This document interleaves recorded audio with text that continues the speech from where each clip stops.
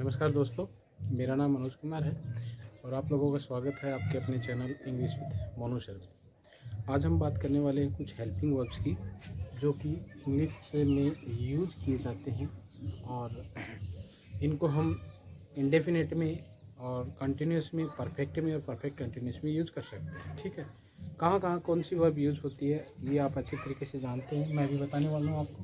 ठीक है, तो बात करते हैं सबसे पहले डू और डज की। ठीक है, डू और डज, साथ में हम डिड की भी बात करते हैं। ठीक, ये मेन वर्ब होती है डू, इनकी मेन वर्ब क्या होती है? डू। ओके, अब बात करते हैं इनकी। देखिए, डू, डज और डिड ये तीनों ही हेल्पिंग वर्ब बनती है। क्या बनती है? Helping verb. ओके, इसके अलावा डू जो होती है ना, ये मेन वर्ब का भी काम करती है, मेन वर्ब भी बनती है। ठीक है, अगर मैं एग्जांपल आपके समझाऊं इसको तो आप समझना इस बात को। ये इंट्रोगेटिव में यूज करते हैं हम। ठीक है, जैसे लाइक मैंने लिखा do you like this. Interrogative sentence बनाया हमने, डू यू लाइक दिस। तो ये डू जो है ये हमें बता रहा है इसको कि ये किस टेंस में है? प्रेजेंट इंडेफिनिट में। ठीक है, इसी प्रकार से ये पर्सन अगर चेंज हो जाए तो यहाँ पे डज यूज हो सकता है। डज जो है थर्ड पर्सन सिंगुलर के साथ यूज होता है, जैसे डज सी लाइक यू, क्या वो तुम्हें पसंद करती है? ठीक है, तो इसे आप लोग डज की सहायता से हम बता सकते हैं कि ये कौन सा टेंस है, प्रेजेंट इंडेफिनिट है। ठीक, ये हेल्पिंग वर्ब्स होती हैं जो हमारी हेल्प करती हैं। किस लिए हेल्प करती हैं? ये हमें ये बताने के लिए हेल्प करती हैं कि ये टेंस कौन सा है। ठीक है, डिड शी लाइक यू, अगर यहाँ पे डिड यू हो गया है तो ये बता रहा है कि ये कौन सा टेंस है? Past tense. और पास्ट का कौन सा? ये इंडेफिनिट है। अब बहुत सी ऐसी दिक्कतें होती है बच्चों को कि सर इनको पहचाना कैसे जाए। तो सबसे पहली बात यही है कि इनकी बेस वर्ब है उनको याद करो। ठीक है, और फिर उसके बाद में डू डज जो है मैं ये बताने वाला हूँ आपको, ये प्रेजेंट में यूज होती है और डिड जो है पास्ट में यूज होती है। डू डज जो है ये फर्स्ट फॉर्म कहलाती हैं डू की और ये सेकंड फॉर्म होती है। ठीक है, और थर्ड फॉर्म इसकी होती है डन। कौन सी होती है? डन, जिसे हम किसमें यूज करते हैं? परफेक्ट में यूज करते हैं, परफेक्ट टेंस में। ठीक है, अब बात करते हैं इन तीनों की, हैज, हैव और हैड। ठीक है, हैज, हैव और हैड, इन तीनों में सिमिलरिटी क्या है कि इनकी बेस फॉर्म तो है हैव। बेस फॉर्म क्या है इनकी? हैव। ठीक है, अब फर्स्ट फॉर्म तो है हैज और हैव, ये तो हो गई आपकी फर्स्ट फॉर्म। ठीक है, और सेकंड फॉर्म है हैड। ठीक, सेकंड। अब समझना क्या है? समझना ये है कि किसी भी वर्ब की फॉर्म अगर फर्स्ट फॉर्म में है तो वो प्रेजेंट टेंस में यूज होती है। ठीक है, ये फर्स्ट है तो ये कहाँ पे यूज होगी? प्रेजेंट टेंस में। ये फर्स्ट है और ये फर्स्ट है। ठीक है, ये कहाँ यूज होंगी? प्रेजेंट टेंस में। इसके अपवाद भी हैं, ये प्रेजेंट की बजाय फ्यूचर में भी यूज हो सकते हैं, लेकिन ये पास्ट में यूज नहीं हो सकती। इसीलिए मैं यहाँ पे सिर्फ प्रेजेंट और पास्ट की बात कर रहा हूँ। फ्यूचर की बात जब हम देखो, फ्यूचर तो ना आपको पता है, आपको ढूंढना क्या है? शैल और विल। अगर आपको ये मिल गए ना तो आपको यही बता देते हैं ये तो फ्यूचर है ना। इसमें तो दिक्कत ही नहीं होती है बच्चों को दिक्कत ये ट्रिकी होती है, कुछ वर्ड्स इन्हीं में होती है। ठीक है, जैसे डू थी, डज थी और डिड थी, फिर हैज, हैव और हैड। हैज, हैव जो है ये फर्स्ट फॉर्म होती है, याद रखना, और ये कहाँ पे यूज होती हैं? प्रेजेंट टेंस में। हैड जो है ये सेकंड फॉर्म के साथ ये पास्ट में यूज होती है। कैसे यूज होती है? जैसे मैंने कहा I have a pen, she has a pen और दे हैड ए पेन। इन तीनों में सिमिलरिटी क्या है?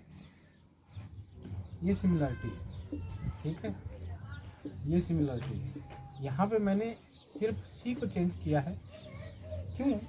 क्योंकि ये यहाँ दे, यू, सी, आई, वी कुछ भी यूज कर सकते हैं, आएगा क्या? हेड। लेकिन अगर यहाँ पे चेंज कर दिए तो आपको क्या करना होगा?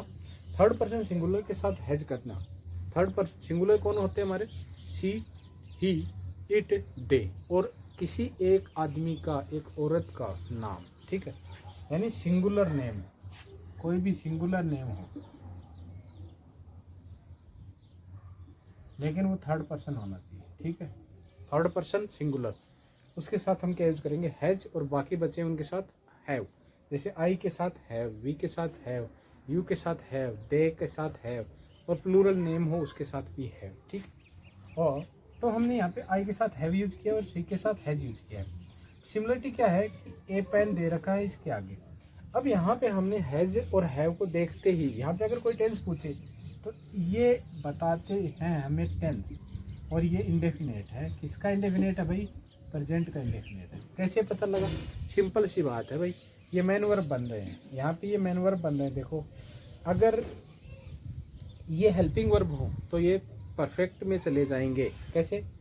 मैं एग्जांपल दे रहा हूँ आपको। जैसे मैंने लिखा आई हैव गॉन टू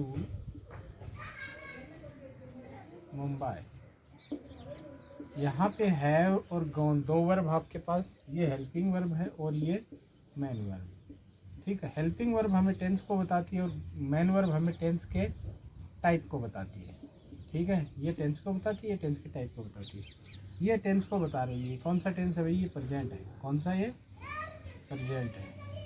कौन सा प्रेजेंट है? परफेक्ट है। कौन सा प्रेजेंट है? परफेक्ट। इस तरीके से इन दोनों को मिला दो, क्या बनता है? प्रेजेंट है, परफेक्ट। तो मैं ये समझाने की कोशिश कर रहा हूँ आपको कि हैव जो होती है ना, वो जब मेन वर्ब बनती है तब ये क्या होता है? इंडेफिनेट में होता है, ठीक है। आई होप आप समझ गए होंगे इतनी बात। आगे की बात अगर हम करें तो तीसरी वर्ब है हमारी इज, एम, आर, वाज, वर।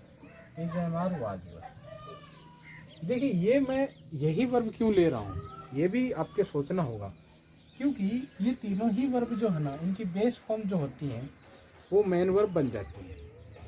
और अगर डू इसको छोड़ दिया जाए तो ये तीनों मेन वर्ब बन सकती हैं और ये पांचों मेन वर्ब बन सकती हैं। कैसे? I have a pen, she has a pen, और they had a pen. Main verb कौन है? हैव, हैज और हैड। मेन वर्ब बन रही तीनों, और तीनों ही हेल्पिंग वर्ब भी बन सकती हैं।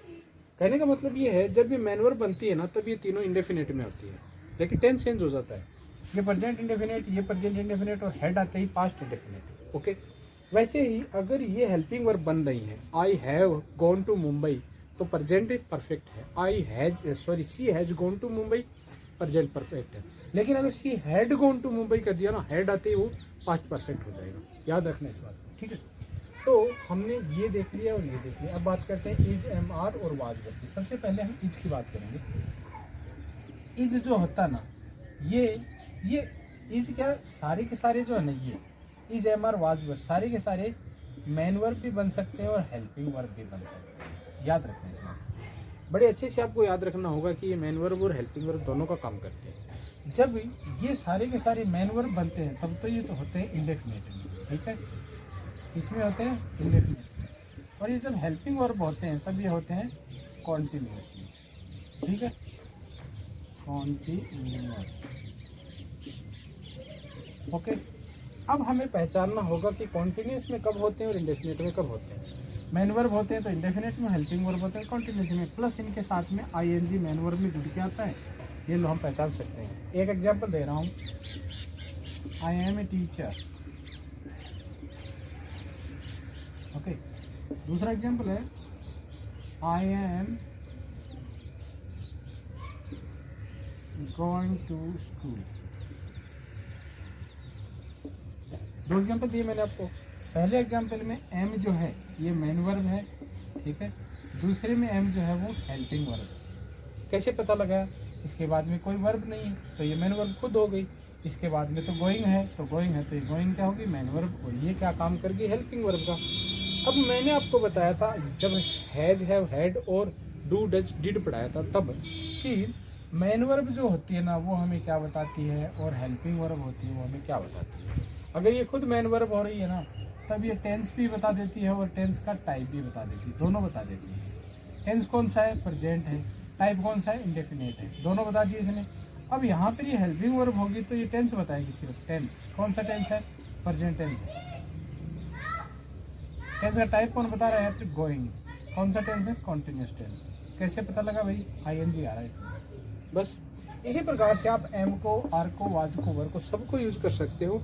एक एक एग्जाम्पल मैं सभी का आपको बता रहा हूँ, गौर करना इस बात को, ठीक है।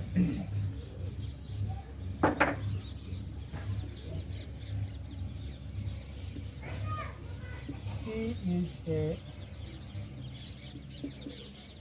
Nice job.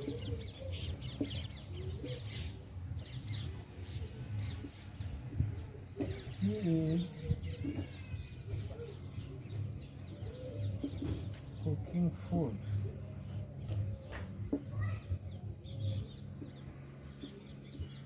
I am a teacher.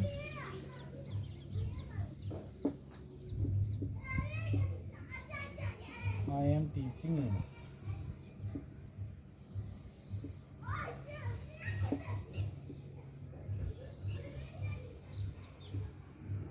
We are Indians. We are Indians. We are going to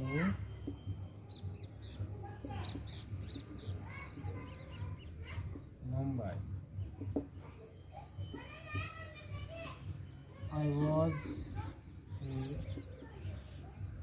translator. I was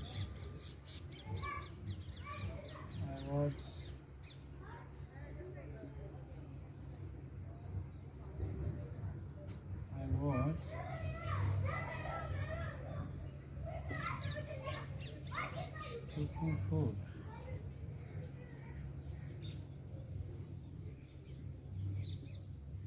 We were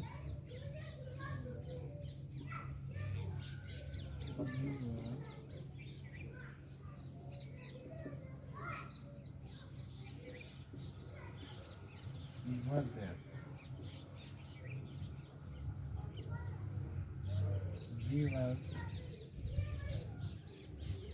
playing. ये सेंटेंसेस मैंने लिखे हैं, ठीक है। और ये सेंटेंस हमें बताते हैं कि ये हेल्पिंग वर्ब है या मैन वर्ब है। इज मैन वर्ब है, प्रेजेंट इंडेफिनिट में है ये टेंस। इज हेल्पिंग वर्ब है, आईएनजी आ रहा है इसके बाद में।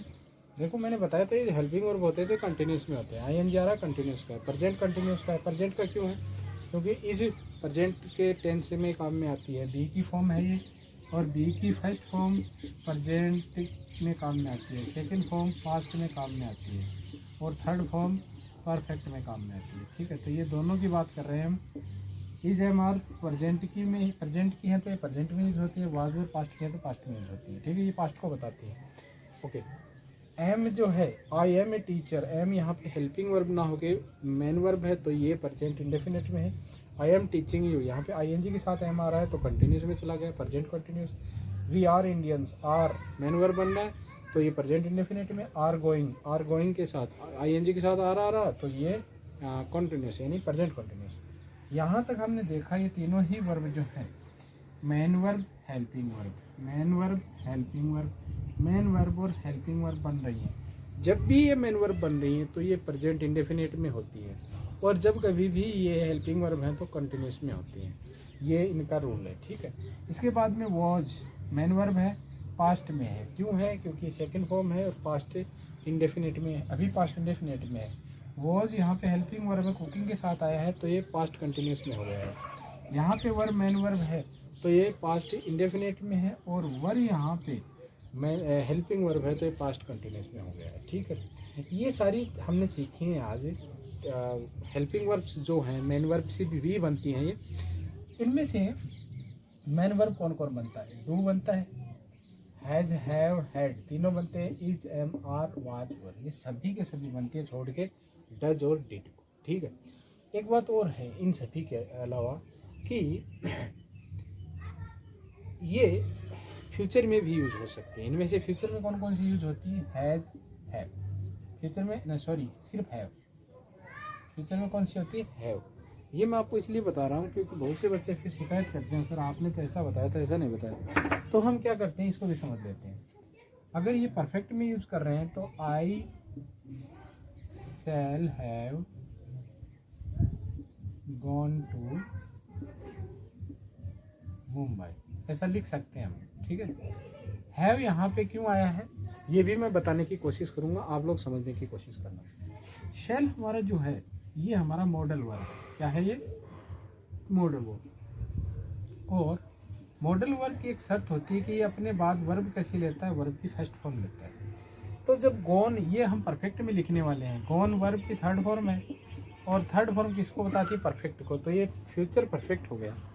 अब मॉडल वर्ब, अगर शैल मॉडल वर्ब है, इसको हमने परफेक्ट में लिखना है तो इसके साथ में हम हैव का यूज करते हैं और इसको हम क्या करते हैं? फर्स्ट फॉर्म में, बेस फॉर्म में रखते हैं।